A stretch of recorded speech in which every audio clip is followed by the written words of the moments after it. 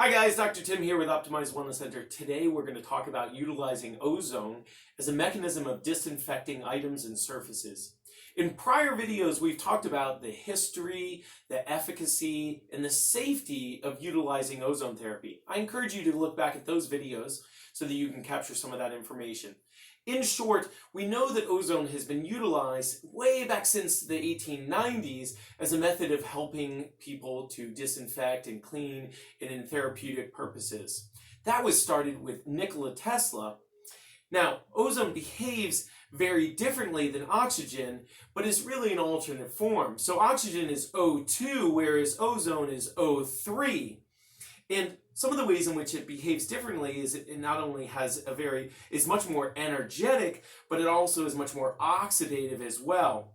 It has a variety of applications, including purifying the air, water, and therapeutic medical applications as well. Bear in mind that breathing ozone can be very irritating of the lungs, and in larger concentrations or for a longer period of time, it can actually damage the alveoli, some of the structures of the lungs. So you don't want to breathe it directly. One of the things that has been long used as a mechanism of disinfecting is chlorine. Now, chlorine is used to deactivate bacteria and viruses, and is done so relatively effectively. Yet, it cannot deactivate protozoa. Ozone has an amazing therapeutic capacity, which is about 50 times stronger than chlorine and approximately 3,000 times faster in its mechanisms, without any of the side effects as well.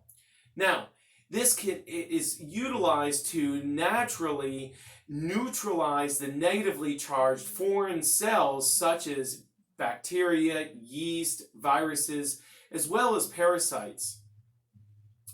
And this ozone can do this so long as it can reach the surface area.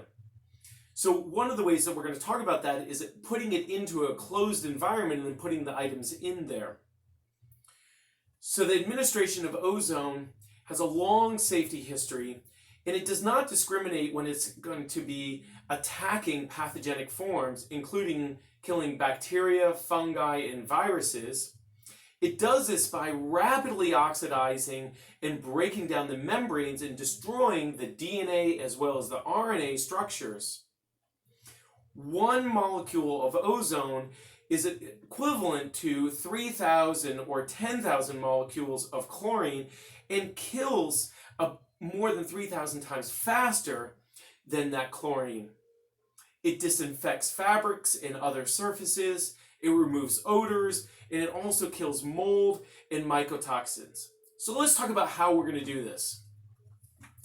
So we're going to utilize an oxygen tank, which is going to be the highest or purest form of oxygen we can access. We're going to attach this to this canister here, so that we know that we're going to be getting a direct administration in here. So now we're going to place items, whether it be a face mask. Let's get this open. We're going to place these items loosely in here. Could be shirts, things like, whatever your clothing is that you're going to be utilizing, that you may feel that may have been, something might have gotten onto that surface of it. Even if you're wearing a biohazard suit, you could put that inside of there. You're going to try and keep it loosely open up into this area. You can even put things like face shields, glasses, other face masks, etc. They can all go in here. Now bear in mind, ozone will break down rubber surfaces and some kinds of plastics. So you may want to consider how often you're placing the items in here, or which items specifically you're placing into this here. So we're going to close that tightly and make sure that that's sealed. We have that going in here directly. So we're going to open up the oxygen tank, and we're going to turn on this oxygen to about 1 liter per minute, and then we're going to turn on the ozone device. We would then allow this to go for approximately a half an hour to fill the entire volume of this here. and then we would let it sit for a couple of hours. Now, ozone breaks down very quickly, but we want to make sure that all of it has gotten through all of those surface areas. You could even consider agitating it to make sure that you get it throughout all of the surface areas once you're doing that. And then you can safely, after we've run this for a half an hour and sat in here for a period of time, you can then safely remove those items. Now, if you're concerned about being in a closed environment, you may even want to do this outside, or you could wear a respirator as a mechanism to make sure that you are not going to be breathing in any of that ozone. Guys, I'm grateful that you spent the time with us here today learning about how to use ozone as a mechanism of disinfecting. We can offer this as a service to you, or we can train you how to do this. Thanks for checking in, guys. Tim Heath with Optimize Wellness Center.